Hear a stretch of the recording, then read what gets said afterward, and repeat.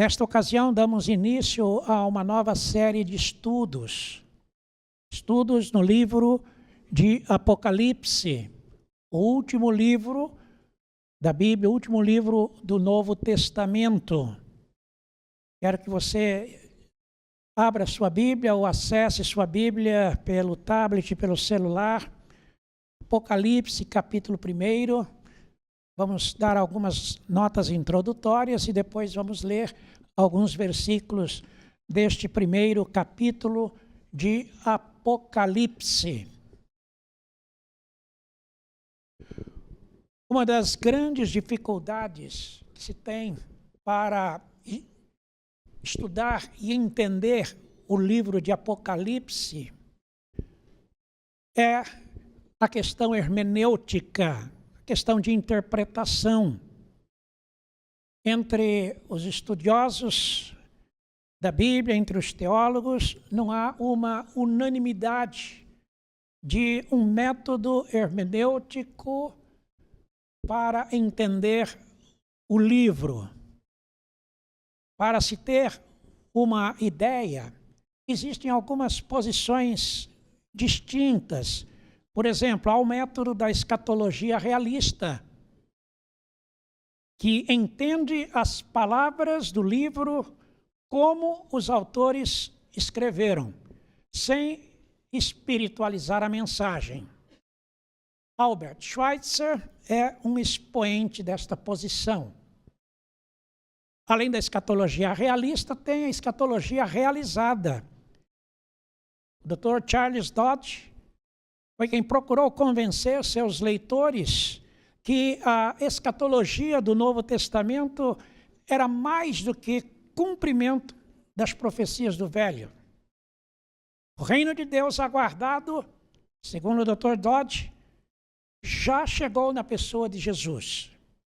Após sua exaltação, ele reina na glória eterna. Há ainda a escatologia inaugurada. Esta posição entende que a escatologia do fim começou em Jesus, mas há muito que se cumprir ainda. Então, o que é parcial dará lugar à totalidade quando estivermos face a face com Cristo. Teólogo Leite é um teólogo defensor do método da escatologia inaugurada. Mas há ainda uma quarta maneira de entender o Apocalipse, que é a escatologia histórico-gramatical. A partir da reforma protestante do século XVI, esta posição ganhou força, diferindo do método alegórico ou tipológico. Neste último tipo, os estudiosos tentam descobrir o que estava na cabeça dos autores humanos. O grande perigo é de imaginar coisas que nem de longe eles diriam, e assim descambar para ensinos heréticos. A melhor regra, segundo a escatologia histórico-gramatical, é de entender os paralelos da Escritura e os cumprimentos na história. O próprio texto é que dá o entendimento do que o evento está significando, se é presente, se é futuro, se é literal ou se é figurado. Além dessa dificuldade hermenêutica, há uma outra questão que precisa ser levada em consideração ao estudar o Apocalipse, que é a questão teológica. Existem algumas linhas de raciocínio firmadas em pontos escatológicos bem definidos. Vou apresentar algumas delas, mas há uma porção de subdivisões do que eu vou apresentar. Mas eu não quero entrar muito nessas subdivisões para não complicar muito o nosso entendimento. A primeira linha que eu apresento é o pré-milenismo. que, em linhas gerais, entende que Cristo voltará antes do milênio e nele reinará na terra sobre os ímpios que aqui estiverem. A igreja passará pela grande tribulação. O surgimento do anticristo marcará o início da grande tribulação. No final dela, Jesus voltará. Acontece o arrebatamento da igreja. O anticristo é aniquilado na segunda vinda de Jesus.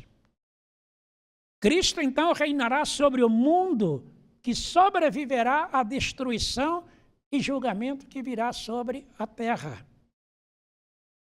É o tempo do milênio, que aparece lá em Apocalipse 20.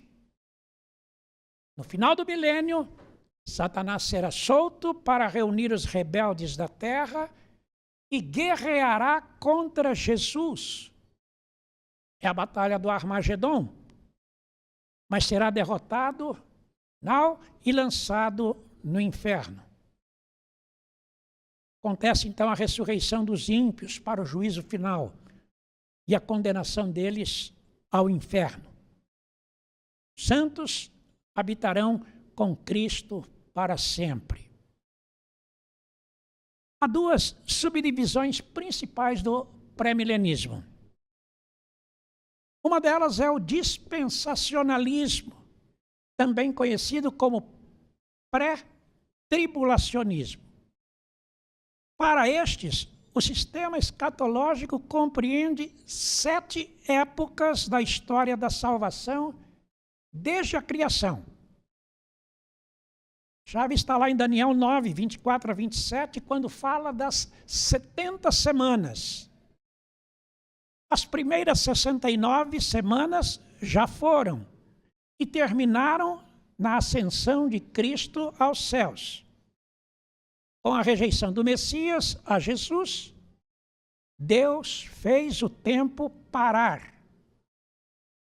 A igreja então anuncia o evangelho em todo o mundo.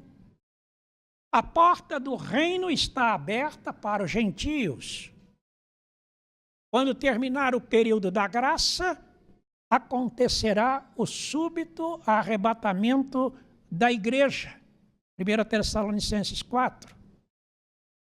A partir do arrebatamento da igreja, o relógio do tempo andará de novo, começando então a 70ª semana, que são os anos da grande tribulação. Então, Israel, nação judaica, será restaurada a sua terra, a Palestina. Haverá a reconstrução do templo de Jerusalém e a restauração dos sacrifícios levíticos. Nesse tempo, o poder do anticristo será exercido na terra. Apocalipse 13. O cristianismo apóstata vai se reunir num grande ecumenismo e se aliará à besta e prosperará durante um tempo. O pecado aumentará entre os homens numa intensidade jamais vista. A ira de Deus finalmente será derramada sobre a terra numa série de eventos cataclísmicos. Mas aí a besta vai romper com Israel e provocará uma crise internacional que alcançará seu auge na Batalha do Armagedon. Final destes 7 períodos, ou destes 7 anos de tribulação, Cristo voltará com seus santos. Começará o milênio. E aí seguem os acontecimentos comuns conforme a posição pré-milenista. A outra subdivisão do pré-milenismo que eu quero apresentar é o pré-milenismo histórico, ou o pós-tribulacionismo. Difere dos dispensacionalistas ao não distinguir Israel e a igreja. Nem crê que haverá um arrebatamento antes da tribulação. Primeiro acontece a tribulação e depois o arrebatamento. Portanto, a igreja passará pela tribulação. A ressurreição dos santos com a transformação dos crentes, precederá a segunda vinda de Cristo. Precederá imediatamente a segunda vinda de Cristo. Outra posição teológica sobre a escatologia é a do amilenismo. Para os amilenistas não existe milênio. A palavra é usada para designar este tempo em que Cristo reina sobre a igreja, entre a primeira e a segunda vindas. Dr. Charles Dodge é um defensor desta linha teológica amilenista. Para ele, citando a palavra da Bíblia, ninguém poderá entrar na casa do valente, que é Satanás, e tomar os seus bens, que são os crentes, a igreja, sem primeiramente amarrá-lo.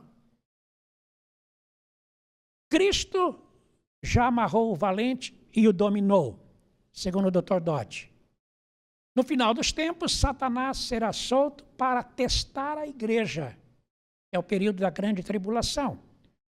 Mas será definitivamente subjugado na segunda vinda de Cristo, ocasião do arrebatamento, quando os santos habitarão com Cristo para sempre. Então, Satanás e os ímpios serão lançados no inferno. Lembrando que o amilenismo rejeita a separação de Israel e a igreja. E, por fim, quero citar ainda uma outra posição teológica, que é o pós-milenismo. O reino de Cristo, para os pós-milenistas, é espiritual e não geográfico. Ou seja, Cristo já reina sobre a igreja. Para os pós-milenistas, não haverá um reino terrestre de Cristo na terra, apenas um reino espiritual. Contudo, espera-se que haja na terra uma conversão maciça de pessoas, não todas, mas muitos judeus, inaugurando então um extenso período de paz, que é o entendimento que os pós-milenistas têm de milênio. No início desse tempo, Satanás é preso e no final dele é solto para comandar os ímpios em uma revolta global e final contra os cristãos, que é a grande tribulação, mas fracassará. Cristo voltará para resgatar a igreja, Satanás será lançado no inferno com os ímpios e os crentes habitarão com Cristo para sempre. Eu entendo que é muito complicado para todos nós essas questões, tanto hermenêuticas quanto teológicas. Esses nomes todos, por vezes, causam uma confusão muito grande em nossa mente. E assim acontece mesmo, porque a Bíblia não é clara no sentido de defender uma posição só. Há muitos argumentos em cada uma dessas posições favoráveis. E há muitos argumentos nessas posições todas complicadas para nós encaixarmos no entendimento bíblico. Desde o princípio dos estudos, não só na preparação deste, mas durante a minha vida toda, eu nunca quis me prender a uma posição única, exclusiva e definitiva. Todavia, para termos uma linha de raciocínio, é preciso alguns parâmetros. E eu entendo, e vou usar no estudo que nós estamos iniciando na noite de hoje, as posições de interpretação do Apocalipse histórico-gramatical, que é quanto à hermenêutica, a interpretação, e teologicamente a posição do pré-milenismo histórico.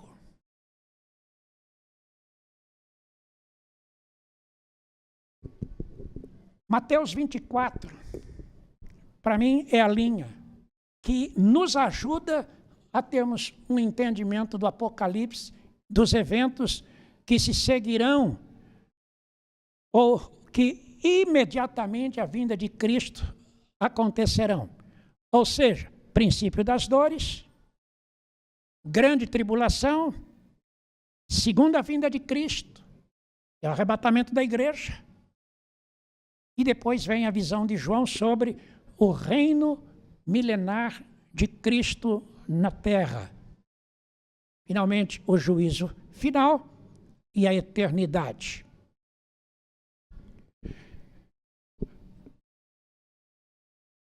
Agora vamos ter a nossa Bíblia em mãos. Apocalipse capítulo 1. Os primeiros pontos a serem salientados.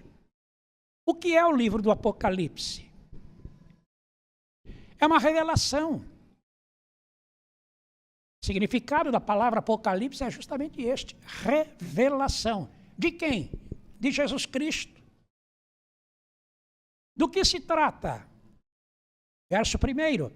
É uma revelação sobre as coisas que em breve devem acontecer. As coisas que em breve devem acontecer. Quem deu a revelação? O próprio Deus. Através de quem? Do seu anjo, do seu mensageiro. Que em boa parte do livro, a palavra anjo ou mensageiro vai se referir ao próprio Senhor Jesus. Ele se revelando a João. Como foi que João recebeu a revelação? Verso 2. Com consciência clara, em perfeito juízo e com responsabilidade. Diz que ele atestou a palavra de Deus e o testemunho de Jesus Cristo quanto a tudo o que viu. Portanto, João não estava inconsciente, não foi nenhum delírio seu, não foi nenhuma imaginação sua. Ele estava bem consciente quando o Senhor se revelou a ele e revelou as coisas que em breve devem acontecer. No verso 3, há um apelo e, ao mesmo tempo, uma promessa de bênção aos leitores da revelação. Creio que a maioria das pessoas ainda hoje se assustam com o livro de Apocalipse. Fogem da leitura do livro. Tem medo quando se ouve a palavra Apocalipse ou se ouve mensagens sobre o Apocalipse. No entanto, o verso 3 diz que bem-aventurados são aqueles que leem, aqueles que ouvem as palavras da profecia e guardam as coisas nela escritas, pois o tempo está próximo. 3 coisas, portanto: ler, ouvir e guardar. É preciso ler, nisto está a bênção de Deus, a revelação sobre as últimas coisas, para não sermos confundidos, para não sermos enganados. É preciso ouvir, não apenas mensagens e estudos sobre isso, mas a própria voz de Deus, a própria instrução do Espírito, porque Ele é que vai iluminar as nossas mentes e vai nos instruir no entendimento daquilo que precisamos saber. E ainda, guardar as palavras escritas. Saber que tudo está planejado por Deus. Tudo está projetado por Ele. E nada, nenhum acontecimento deste mundo pegará Deus de surpresa e frustrará os seus planos. Tudo como Deus planejou já antes da fundação do mundo vai acontecer. Então é preciso ler, é preciso ouvir e é preciso guardar, pois o tempo está próximo. A quem foi endereçada a revelação do Apocalipse? Originalmente, as 7 igrejas que estão na Ásia: Éfeso, Esmirna, Pérgamo, Tiatira, Sardes, Filadélfia, Laodiceia. Cidades que estavam bem próximas umas das outras. Igrejas que estavam estabelecidas. Contudo, a revelação de Jesus não foi somente para essas 7 igrejas, mas é para a sua igreja de todos os tempos e de todos os lugares. Portanto, a revelação de Jesus também é para nós, para os nossos dias, para a nossa instrução, para a nossa consolação, para todos quantos amam o Senhor e esperam pela sua vinda. Nos versos 4 em diante, acontece a primeira apresentação de Jesus a João. Jesus é aquele que é, e que era, e que há de vir. Ou seja, é o Deus eterno. Fala da parte dos 7 Espíritos, que é uma referência ao Espírito Santo, e da parte de Jesus Cristo, a fiel testemunha, o primogênito dos mortos. Ou seja, a primícia dos que dormem, segundo Paulo escreveu em 1 Coríntios 15, verso 20. E ele é ainda o soberano dos reis da terra.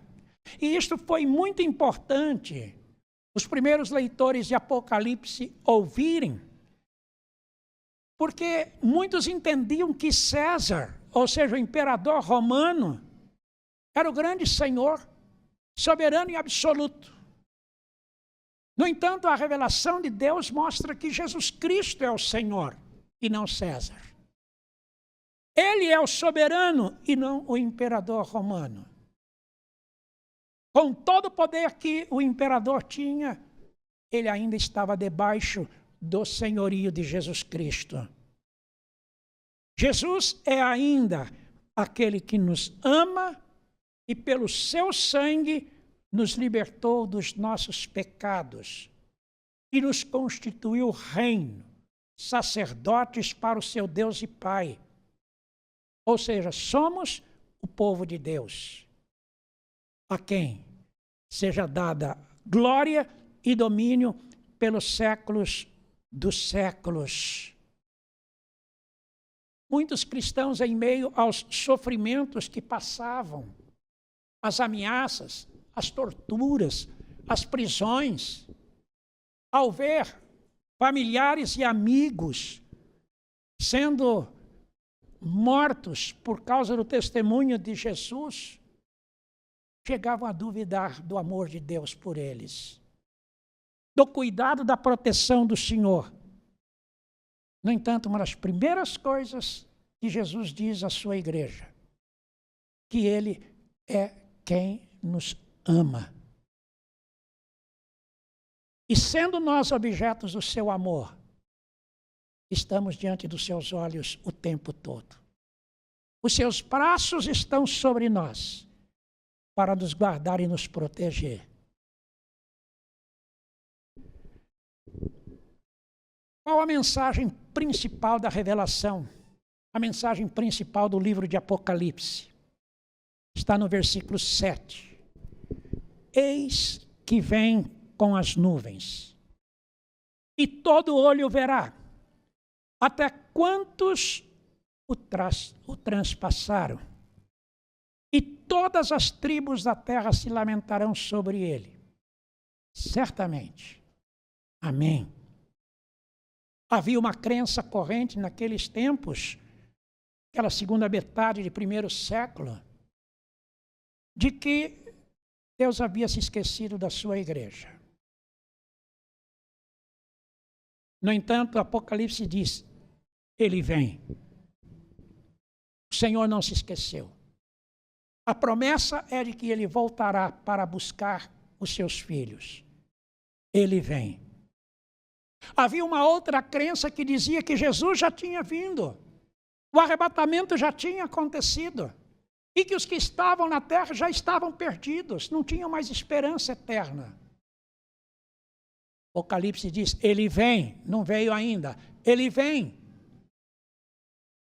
Ele vem e todo olho o verá, até mesmo os ímpios. Até mesmo aqueles que crucificaram a Jesus. Até mesmo aqueles que ainda hoje negam a Jesus. Todo olho o verá. Será o maior espetáculo de todos os tempos. A segunda vinda de Cristo. Uma vinda visível para todos verem. A grande notícia é que os crentes não apenas verão, mas subirão para estar com Cristo para sempre. Lamentável será a situação dos ímpios, que verão Jesus voltando. Mas para eles, nesse momento, já não haverá mais chance alguma de salvação, porque estarão eternamente perdidos. Uma vez que Deus se fez carne, na primeira vinda de Jesus, para realizar a nossa salvação, a esperança de estarmos com Ele para sempre se renova dia após dia. Jesus morreu, ressuscitou, subiu aos céus para junto do Pai e voltará, segunda vez, em glória, para buscar a sua igreja e exercer juízo e justiça sobre os ímpios. É a nossa grande esperança. Se os crentes hão de regozijar-se na segunda vinda de Cristo, todas as tribos da terra haverão de lamentar. Qual é o grande selo, a grande certeza de que as coisas reveladas em Apocalipse acontecerão? Quem garante que as coisas são e serão como estão escritas? Verso 8. É aquele que é o alfa e o ômega. Primeira e a última letra do alfabeto grego. Princípio e o fim. Aquele que é, que era e que há de vir. Segunda vez esta frase é mencionada no livro, referindo-se ao Deus eterno, o Deus todo-poderoso. Jesus disse, e o que ele disse é certeza que acontecerá. Como João recebeu a visão? João se apresenta como irmão e companheiro na tribulação, no reino e na perseverança em Jesus, daqueles que se encontram nas 7 igrejas, conforme versos 9 e 11. Vejam que João também estava preso por causa do testemunho de Jesus. Lá na ilha de Patmos. Também sofria ameaças. Também tinha suas incertezas, seus momentos de fraqueza, de desânimo, seus momentos de temor. No entanto, ele diz para os seus irmãos das igrejas, eu sou como um de vocês. Eu também sinto na pele o sofrimento.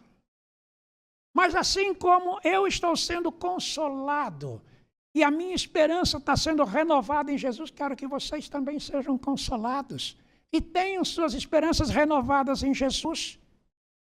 Somos irmãos no sofrimento, somos irmãos na fé, companheiros uns dos outros. Então João passa a nos contar como recebeu a visão. Versos 10 e 11. Como se deu a revelação de Jesus a ele? Diz o texto bíblico, achei-me em espírito, ou seja, em êxtase, quando orava. João orava o tempo todo, se punha diante de Deus, se quebrantava, se humilhava, expunha seus temores, suas angústias, mas também expressava a sua fé. E foi num desses momentos sinceros e profundos de oração que o Senhor deu a ele a revelação das coisas que em breve deveriam acontecer. E ele nos dá um detalhe, foi no dia do Senhor, num domingo, primeiro dia da semana, no dia reservado para adoração comunitária. Então relata ele: ouvi por detrás de mim grande voz como de trombeta. Lembrando aquelas manifestações estrondosas de Deus a Moisés no Antigo Testamento. E a voz dizia: o que vês, escreve. Escreve em livro. Não fica só na sua memória, não, porque você vai acabar se esquecendo. Escreve em livro e manda para as 7 igrejas. Éfeso, Esmirna, Pérgamo, Tiatira, Sardes, Filadélfia, Laodiceia. Endereça esses escritos às igrejas para que elas tomem conhecimento, para que elas sejam consoladas e desafiadas a permanecerem firmes, porque a provação há de aumentar na terra, mas aquele que permanece firme até o fim é que será salvo. Escreve. As 7 igrejas ficavam todas ali na Ásia Menor, como vimos no mapa agora há pouco. A região, geograficamente, na atualidade, é a da atual Turquia, fronteira com a Grécia. Quando João se voltou para ver quem falava com ele, ele teve a primeira visão. Verso 12. Vi 7 candeeiros de ouro, que são as 7 igrejas. Verso 20. E no meio dos candeeiros, um semelhante a filho do homem. Quem João estava vendo? Jesus Cristo. Então, acontece uma descrição fantástica de Jesus. Ele estava vestido com vestes talares. No Velho Testamento, a veste era a veste comum dos sumos sacerdotes, quando oficiava em favor do seu povo. Jesus exerceu este ofício do grande sumo sacerdote. Estava ainda cingido à altura do peito com uma cinta de ouro. Era símbolo de integridade e nobreza de caráter. Era símbolo de realeza. Jesus não apenas exerceu o ofício de sumo sacerdote, mas também ele era o rei, rei dos reis.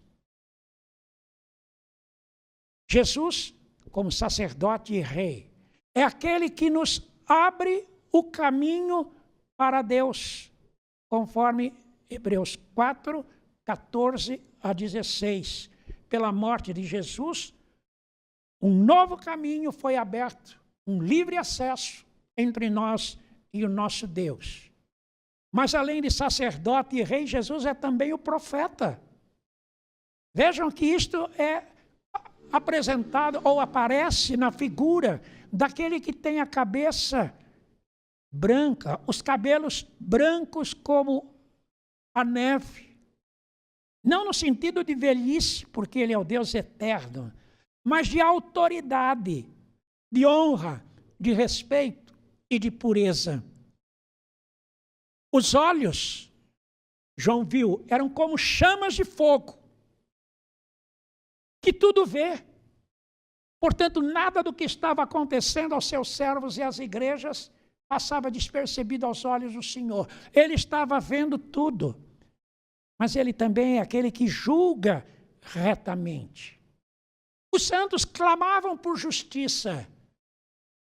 A revelação vem no sentido de acalmar os corações e dizer que a justiça seria feita no tempo certo, do jeito certo, pela pessoa certa, que é o Senhor Deus eterno. Os pés, semelhantes ao bronze polido, como que refinado numa grande fornalha, dando ideia de prontidão para a batalha ou para o serviço, cumprimento da missão. O Senhor não estava sentado no seu trono de glória,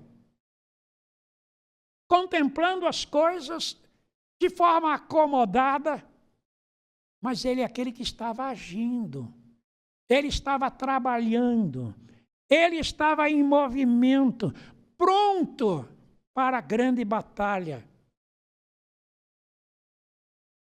A voz era como de muitas águas, representando a voz do Todo-Poderoso, aquele som forte, estrondoso, a voz de Deus.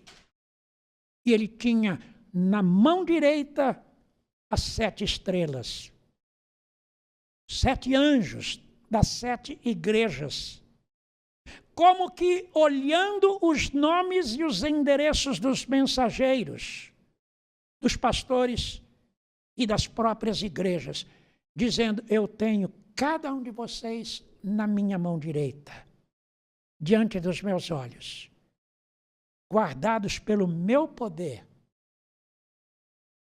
revestidos do meu amor. Eu tenho vocês em minhas mãos. Portanto, não temam, não se aflijam, não se apavorem, antes descansem em mim.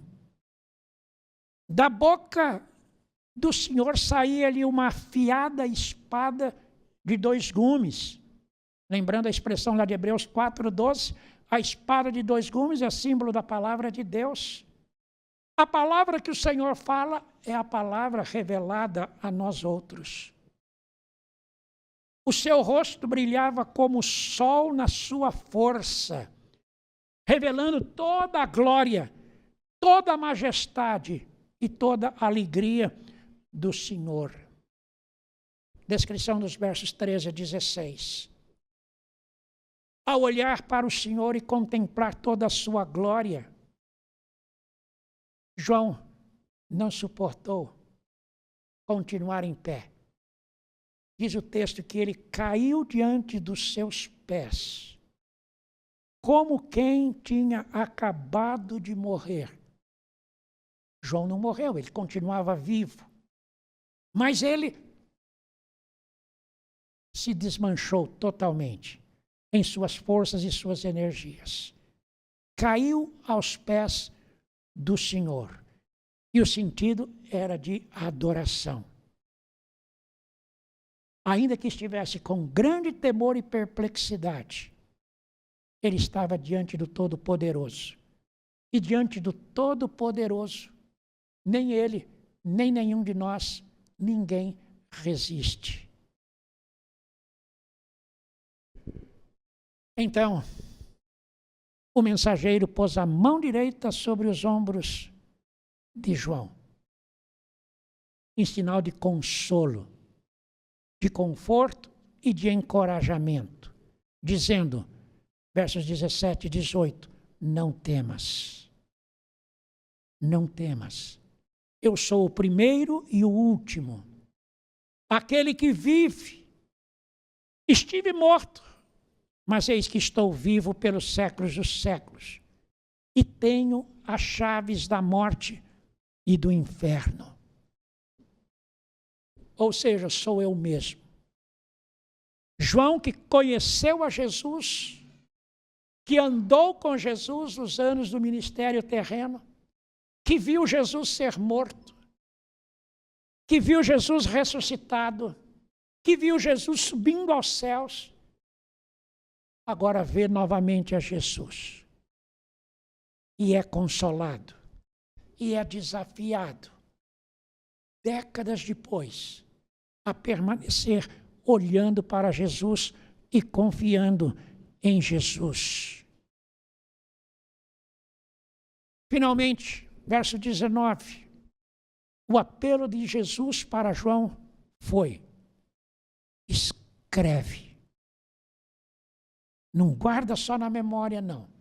Escreve, pois as coisas que viste, e as que são, e as que hão de acontecer depois destas. Escreve tudo. Todos os detalhes, do modo como eu te mostrar. Escreve. A visão será para você, a visão será para as igrejas de Deus. A visão não apenas é para os primeiros leitores do Apocalipse, mas para a igreja de todos os tempos e de todos os lugares. A visão focava o presente da igreja e da humanidade, como também o futuro da igreja e da humanidade e todas as suas implicações. Portanto, para nós estudarmos o Apocalipse, será um grande privilégio e uma grande oportunidade de conhecermos não apenas a mensagem, a revelação de Jesus, mas de sermos consolados nos tempos difíceis que nós também vivemos. E temos a nossa esperança renovada, sabendo que Deus não se esqueceu de nós. Mas Ele tem um dia reservado para voltar e buscar a sua igreja. Nós que muitas vezes somos afligidos pelas injustiças do mundo, o Senhor diz que a justiça divina será feita na hora certa, no tempo certo e pela pessoa certa. Então, vamos descansar no Senhor. Vamos nos encorajar para os dias finais. Não sabemos o que está reservado para nós. Não sabemos aquilo que está reservado para a igreja de hoje, do presente, para a igreja brasileira, para a igreja da Bolívia, do Japão, para a igreja espalhada no mundo todo. Só sabemos que o Senhor está cuidando de nós. Ah, mas o senhor crê que a igreja vai passar pela grande tribulação? Creio. Mas creio que Deus nos guardará nela. Deus nos protegerá. E o que Ele tem para nós é muito melhor do que o melhor que podemos ter nesta vida, nesta terra, nesta existência. Então convido você que esteve conosco hoje para permanecer conosco nos próximos estudos. E peço que convidem outras pessoas para também assistirem e acompanharem as nossas lives, os nossos estudos. Porque a bênção é para os que leem, para os que ouvem e para os que guardam as profecias.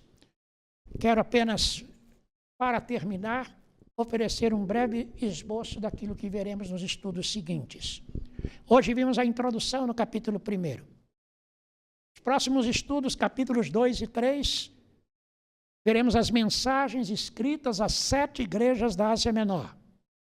Capítulo 4, a visão do trono de Deus. Capítulo 5 e 6, a visão do livro selado com seus selos. Capítulo 7 a 9, a igreja gloriosa e as trombetas. Capítulos 10 e 11, o livrinho, os mártires e a última trombeta. Capítulo 12, a igreja é perseguida, mas vence Satanás. Capítulo 13, o anticristo e o falso profeta. Capítulos 14 a 16, os remidos no céu e a justiça sendo feita na terra. Capítulos 17 e 18, a queda da Babilônia. Capítulo 19, júbilo no céu. Cristo é o grande vencedor. Capítulo 20, o milênio e o juízo final. Capítulos 21 até o versículo 5 do capítulo 22, novo céu e nova terra, a nova Jerusalém. E capítulo 22, versos 6 a 21, o encerramento do livro.